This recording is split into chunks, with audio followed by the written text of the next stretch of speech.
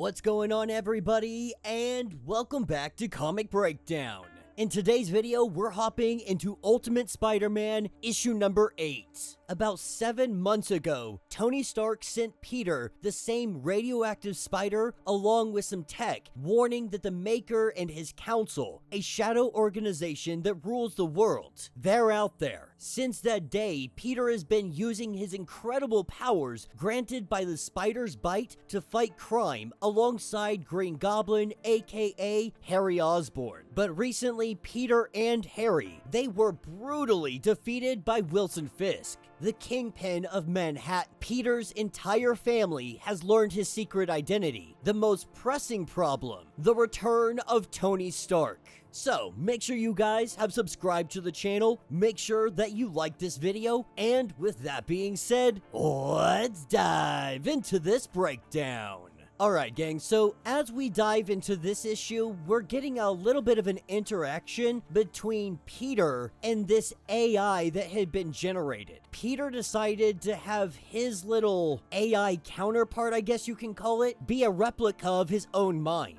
But even when he's not wearing the suit, this thing can still talk. This thing is a perfect replica of his psyche, but it's also housed in a totally independent, completely adaptable Pico shell. And when it says that it can do all kinds of things, we don't really know what it's insinuating, but it's kind of ominous. This is what picks us up 3 weeks ago. We pick up with the arrival of Tony Stark, and getting right into it, Tony's asking, "What's the first thing you want to ask me?" Now, there's a lot of questions that they got, but they want to know about the suits, why they're different, why is his different? Now, he says that the suit is his latest breakthrough that his father had made. It was the last thing that his father made him. The Pico tech is revolutionary, way beyond anything that they even know how to make. When he was putting together the package to send back in time, he thought it should go with who needed it most, someone special. But Peter goes on to ask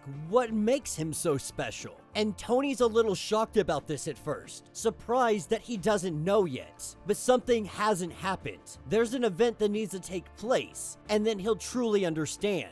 But he tells him that he's special because he's top of the list, that there is a database that exists. When the guy who built this great society was eliminating all the potential resistance or opposition, there's a handful of heroes he deemed mission critical, the ones that absolutely had to go. Now, they already know about the Maker a little bit, about what he did. When Green Goblin tells Tony that he better not be lying about this because they don't have any records of this. Tony says that he's not lying, but he's very curious on who he is, considering the armor that he's wearing right now is stolen armor. This is when Tony puts his hand on the Green Goblin's chest and reveals his face. And he knows that this is Harry Osborn, the man that stole his birthright. But Tony's not even really worried about this. The Maker returns in a little over a year. They need to be ready for him. Before Tony leaves, Harry does ask the question,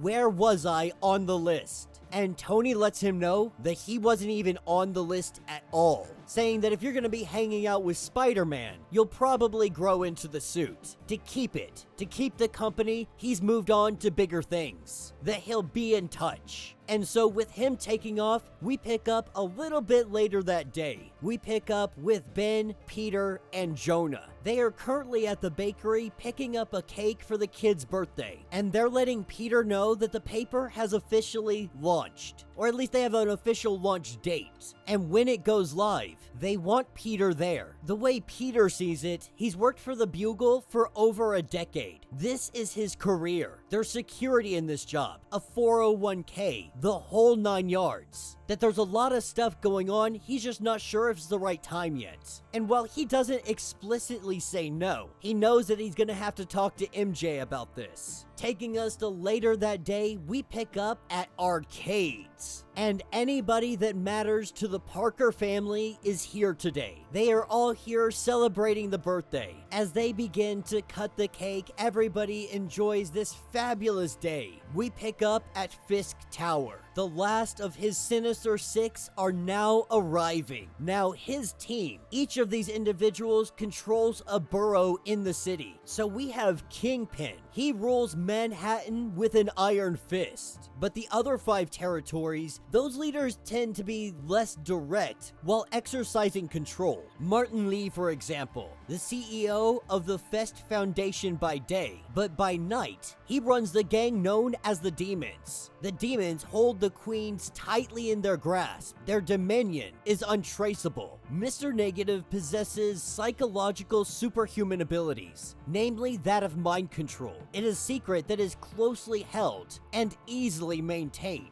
But then there's Walter Hardy, once considered the greatest top-floor thief in the world.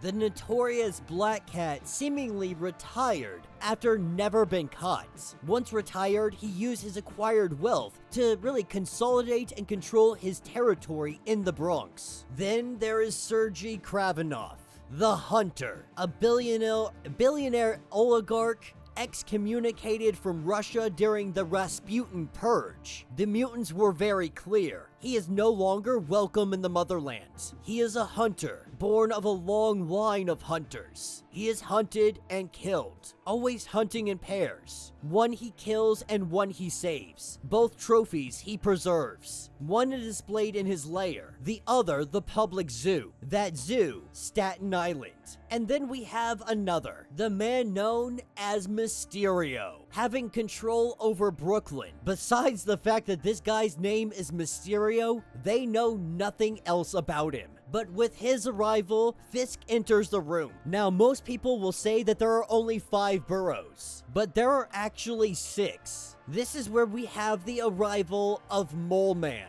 the oldest and most loyal comrade to Wilson Fisk, as he gathers up his Sinister SIX. He lets them know that the city is his, and what is his, he has divided over the years and given a portion to each of them. But the city has an infestation. Rats have forgotten their place. When asked if they should catch or kill these individuals, Wilson Fisk says that he would much rather make a game of this. And thus, Spider-Man's Rogue Gallery has formed.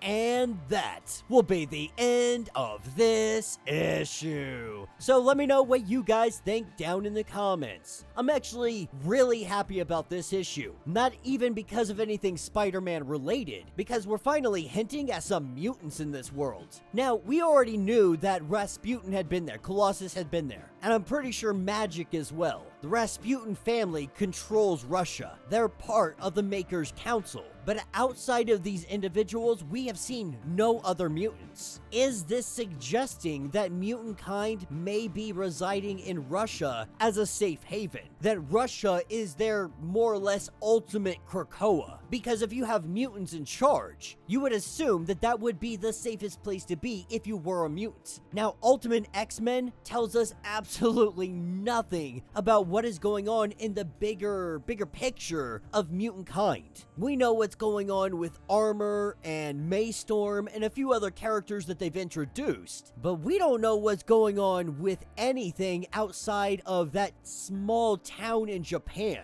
It's sad that Ultimate Spider-Man is giving us more understanding of mutant kind worldwide than the actual Ultimate X-Men title. I think as this story continues on, though, we're seeing more and more that Harry Osborn is becoming the monster that maybe he's always destined to be. I mean, Tony even said, "You're not on the list of heroes." Truthfully, Green Goblin wasn't that big of a factor in the grand scheme of things. But maybe, just maybe, Harry wants to prove them all wrong, instead of going in the opposite direction like we think he might. Maybe he'll become one of the greatest heroes of them all, or he could become the greatest villain of them all. Right now, he's on the fence. He can fall in either direction, with his father's AI influence, with Tony telling him that he's more or less irrelevant to the grand scheme of things. I see this tipping him in more of the direction of the dark side. But it was a great issue. We got the introduction to the ultimate Sinister SIX. I am very excited to see them go against Spider-Man. They're definitely going to be messing with him, testing him, and we are going to see what this middle-aged Peter Parker is truly capable of.